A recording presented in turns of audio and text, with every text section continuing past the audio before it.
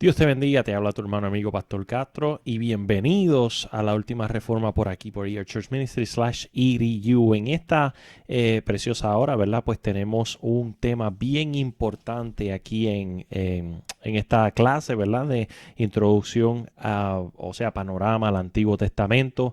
Y vamos a estar hablando acerca de la poesía hebrea. La poesía hebrea, y esta se encuentra en el capítulo 15. Vamos a estar hablando del capítulo 15 de la poesía hebrea.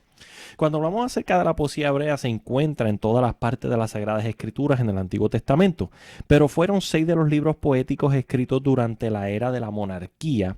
El tiempo de la monarquía unida puede considerarse como la edad de oro de la literatura de Israel. Lo bueno de las escrituras es que usted tiene todo tipo de métodos literarios, los cuales usted puede encontrar dentro de la palabra del Señor. Usted puede encontrar profecía, puede encontrar historia, puede encontrar escatología, puede encontrar poesía. Y me llama la atención como en muchas ocasiones estos 6 libros llamados los libros poéticos son tomados por poco por nosotros los creyentes. En pocas ocasiones vemos que se trae un mensaje de alguno de estos 6 libros. En pocas ocasiones vemos que incluso los leemos, aparte de el libro de los Salmos, que es algo bien popular. Muchas veces lamentablemente en el ámbito devocional solamente, pero la realidad del caso es que en el libro de los Salmos no tan solo hay devocional, sino que hay profecía mesiánica, hay profecía escatológica, y lo más importante de todo es que es un ejemplo de la vida la cual estaban llevando los israelitas en aquel tiempo y nos habla acerca de nuestra vida actual. Son los libros, la poesía hebrea, los libros poéticos hablan desde luego acerca de las cuestiones y necesidades experimentadas por los creyentes entonces y ahora. Por ejemplo, el libro de Job se debe como el problema del sufrimiento de los justos soporta en la vida. Cuando hablamos del libro de los Salmos, son básicamente cánticos o alabanzas, aunque expresan toda la gama de las emociones humanas. Cuando hablamos del libro de los Proverbios, el libro de los Proverbios provee atisbos valiosos en los dominios de la vida y da una necesaria instrucción acerca de vivir de manera sabia. El libro de los Proverbios es una recopilación completa de consejos directamente desde Salomón para cómo podemos vivir la vida diaria y abstenernos de ciertas cosas las cuales son pasajeras. El libro de Eclesiastés enfoca en la cuestión de vivir sabiamente desde un singular punto de vista, pero pone en claro que aparte de una corrección, de una correcta relación con Dios, la vida es vacía. Usted escuchará en el libro de Eclesiastés al predicador hablando constantemente de la vanidad de la vida, de cómo todo es vanidad y aflicción de espíritu. Y podría usted pensar que el escritor, o sea, Salomón, era una persona pesimista cuando el punto principal del libro de los proverbios, del libro de Eclesiastés, es decir, es el punto de vista de un hombre el cual le había servido a Dios toda su vida, en un momento de su vida se había apartado y se había ido detrás de la idolatría, y al volver al Señor se dio cuenta que todos los placeres de la vida son vanidad y que solamente tener una vida íntegra y correcta ante la presencia de Dios vale la pena. De lo contrario, todo es vanidad, o sea, todo es vacío. El libro de Cantar de los Cantares es un poema dramático que expresa los goces y los peligros del amor humano. El amor, amado hermano, es uno de los regalos más grandes que Dios le dio al ser humano. Nosotros fuimos creados a imagen y semejanza de Dios. Cuando hablamos acerca de imagen, estamos hablando de aspectos y características físicas y actitudes, pero cuando hablamos acerca de semejanza, hay atributos y traits de Dios los cuales nosotros vamos a manifestar en nuestra vida. Y parte de esos atributos y traits del Señor es el amor. Las Escrituras dicen que Dios es amor. Sí, pastor, pero también es fuego consumido. La realidad del caso es que esas dos comparaciones ni siquiera están en el mismo capítulo. O sea, usted no las utilice, no las complemente cada vez que cuando usted dice Dios es fuego consumido, no la complemente con Dios es amor. Y cuando usted diga Dios es amor, no sienta la necesidad de decir, pero Él también es fuego consumidor. Aunque es una realidad, se ha vuelto una muletilla cristiana que cada vez que se diga Dios es amor, se dice Dios es fuego consumidor. Y aunque las dos son realidades, la realidad es que Dios es amor. La Biblia dice que su misericordia es nueva cada mañana. Sí, Dios es fuego consumidor, pero podemos ver el amor de Dios en acción en más ocasiones que el fuego consumidor. ¿Cuántas veces Dios ha sido amor a nuestra vida versus cuántas veces Dios ha sido fuego consumidor para con nuestra vida? Cuando es el tiempo de Dios demostrar su carácter de fuego consumidor, Él lo lleva a cabo, pero la realidad del caso es que en más ocasiones Él muestra su amor. Si no, ya fuéramos consumidos hace tiempo. Las Escrituras dicen que si no fuera por su gracia, ya hubiésemos sido consumidos. ¿Verdad que sí? Quiere decir que Dios es amor, y del libro de Cantar de los Cantares podemos ver el gozo y el peligro del amor humano. No está hablando del amor directo de Dios, sino está hablando de una relación amorosa entre un hombre y una mujer recién casados.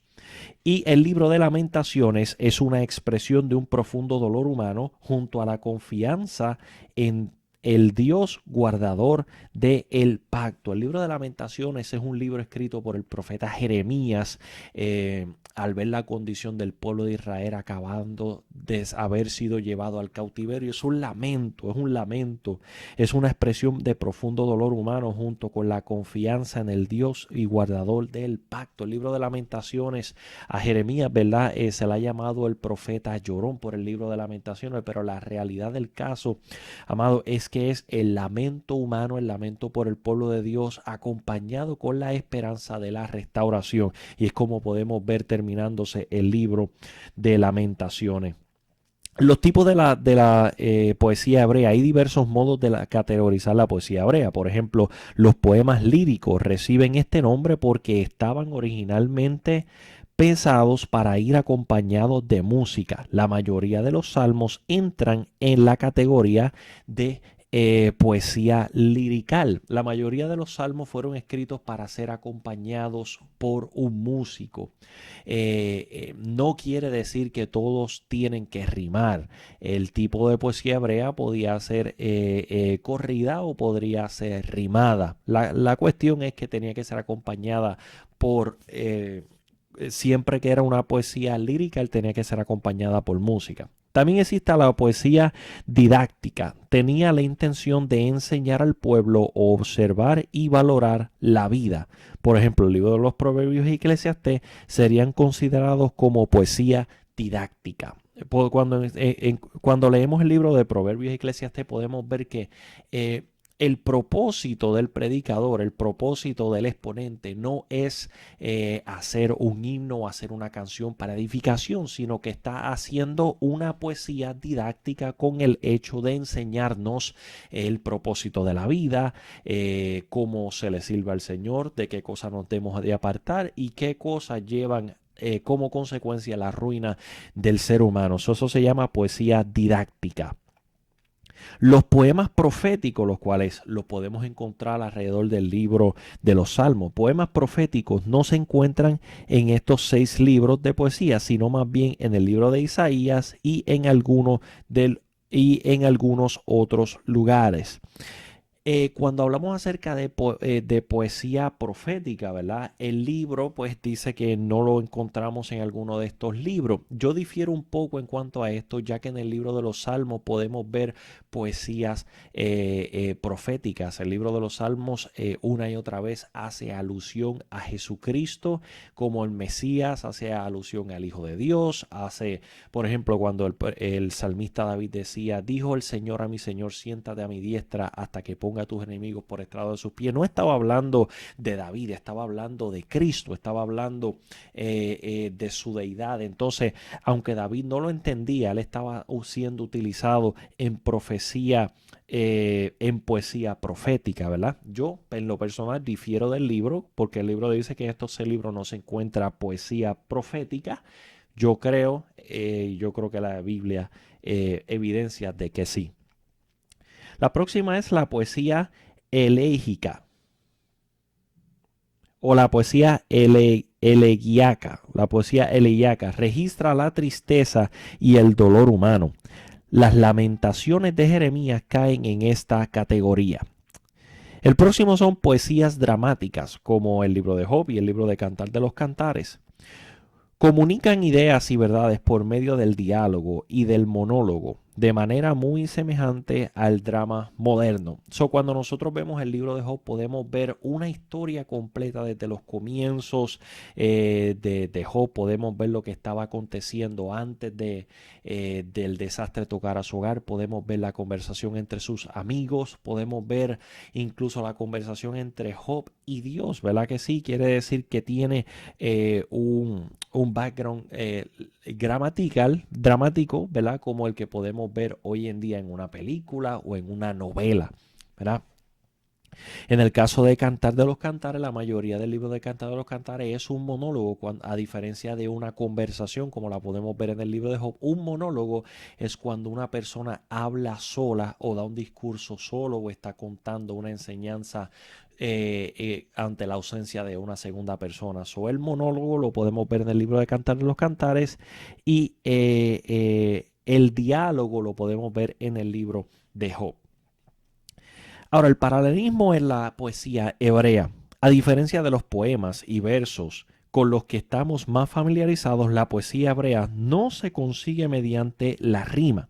La estructura básica de la poesía hebrea es el paralelismo.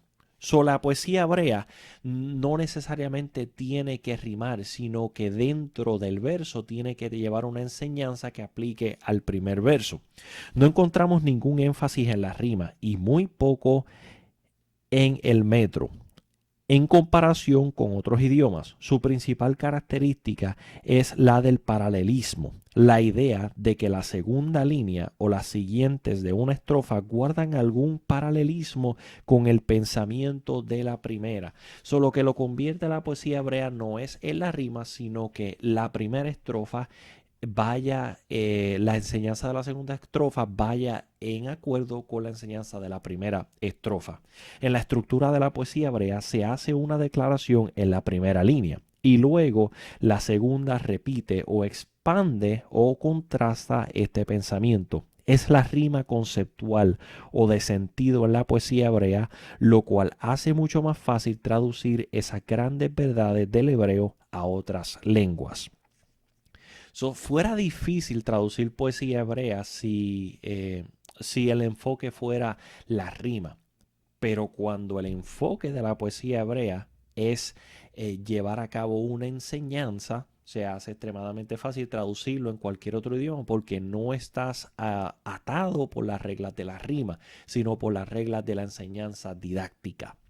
La poesía hebrea posee muchos otros rasgos como hermosas imágenes verbales, figuras de dicción, disposición acróstica, similitudes, metáforas, personificaciones de ideas u objetos. Pero el valor de esta sección del Antiguo Testamento no se encuentra necesariamente en la variedad de recursos literarios, sino en el hermoso equilibrio que existe entre la obra inspirada por el Espíritu Santo y lo más amplio y profundo de la emoción y la expresión humana. El creyente no solo puede identificarse con estos escritores, sino que recibe la certidumbre de que la verdad recibida en el mensaje autoritativo es inmutable de parte de Dios.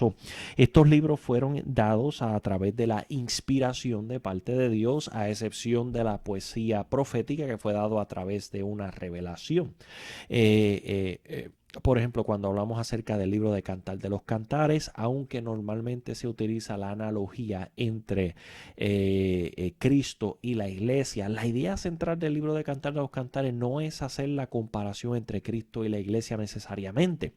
La Biblia, aparte de hablarnos de nuestra relación con Dios, nos habla aparte del amor, nos habla aparte de nuestra relación entre una pareja conyugal, nos habla en relación a ideas prácticas como el libro de los Proverbios, nos da enseñanzas de la vida, nos da enseñanza de cómo tratar a nuestros hermanos. Incluso el libro de los Proverbios nos da enseñanza de cómo tratar con nuestros compañeros, nuestras amistades.